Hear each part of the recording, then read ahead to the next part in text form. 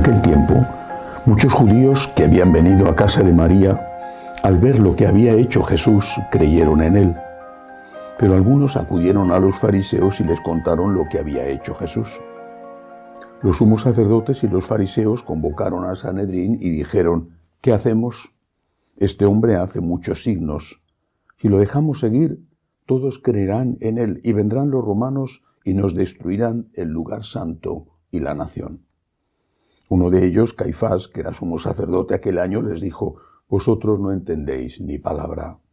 ¿No comprendéis que os conviene que uno muera por el pueblo y que no perezca la nación entera? Esto no lo dijo por propio impulso, sino que por ser sumo sacerdote aquel año habló proféticamente, anunciando que Jesús iba a morir por la nación. Y no solo por la nación, sino también para reunir a los hijos de Dios dispersos. Y aquel día decidieron darle muerte. Por eso Jesús ya no andaba públicamente entre los judíos, sino que se retiró a la región vecina del desierto, a una ciudad llamada Efraín, y pasaba allí el tiempo con los discípulos. Se acercaba la Pascua de los judíos, y muchos de aquella región subían a Jerusalén antes de la Pascua para purificarse.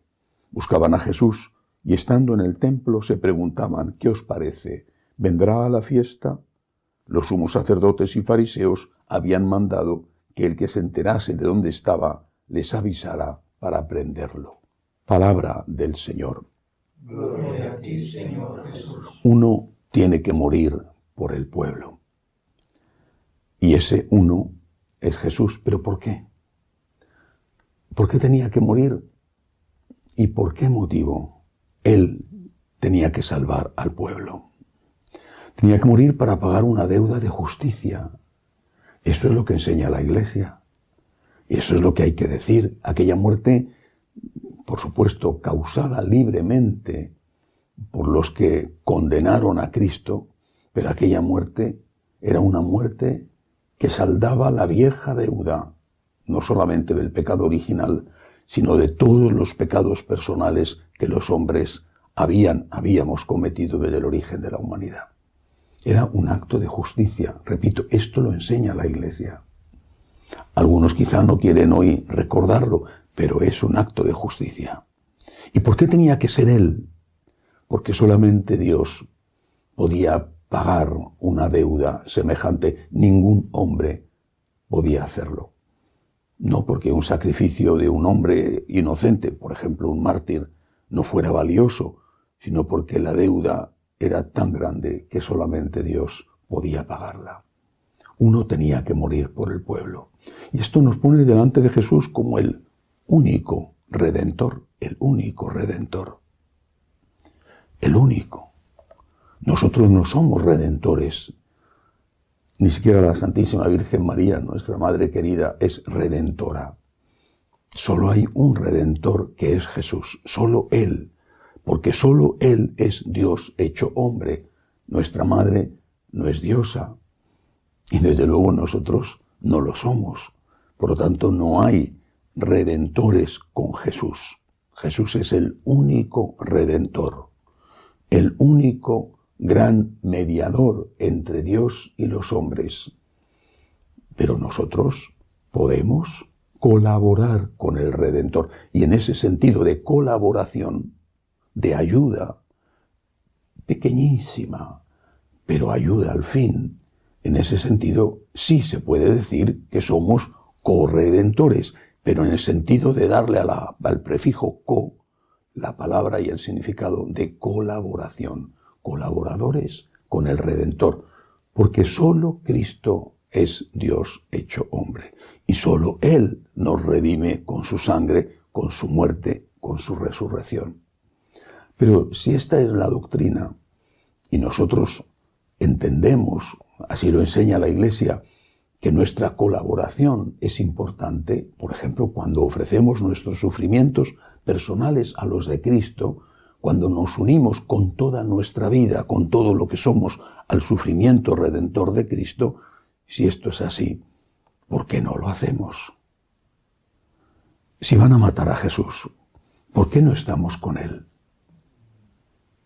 Si están crucificando a Cristo, ¿por qué no le defendemos aún a costa de nuestra vida? La defensa de Jesús, aquella defensa que llevó a cabo el buen ladrón cuando estaba crucificado con él, la defensa de Jesús es imprescindible entonces y ahora. Ofrecerle al Señor nuestro sufrimiento es colaborar con Él. Ofrecerle al Señor nuestro sufrimiento, que implica muchas veces un sufrimiento añadido, aceptado, que es el de pagar las consecuencias por estar a su lado y por defenderle a Él.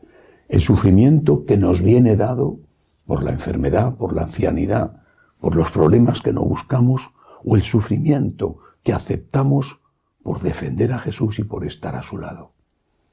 Todo eso forma parte de la colaboración que tenemos el deber y el derecho de hacer.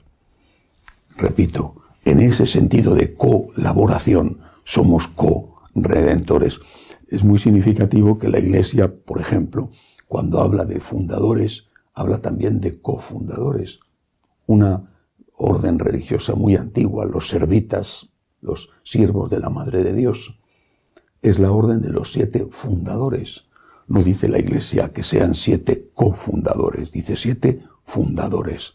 En cambio, la Iglesia habla de que cuando hay un fundador, una fundadora, y viven los miembros de esa institución, laicos o consagrados, mientras vive el fundador, todos ellos son cofundadores, no son fundadores. Lo diría como en el caso de los servitas, son cofundadores. Nosotros podemos ser colaboradores con la redención de Cristo. Cristo es el Redentor, el único Redentor. Cristo es el Dios hecho hombre, pero nos pide ayuda, nos pide colaboración. Y nos pide la colaboración de ofrecerle nuestros dolores, nuestros sacrificios, y nos pide la colaboración de defenderle a Él, lo mismo que entonces pidió la colaboración de sus discípulos, y casi ninguno de ellos se la dio. Démosle a Cristo lo que nos está pidiendo, porque tiene derecho a encontrarlo. Que así sea.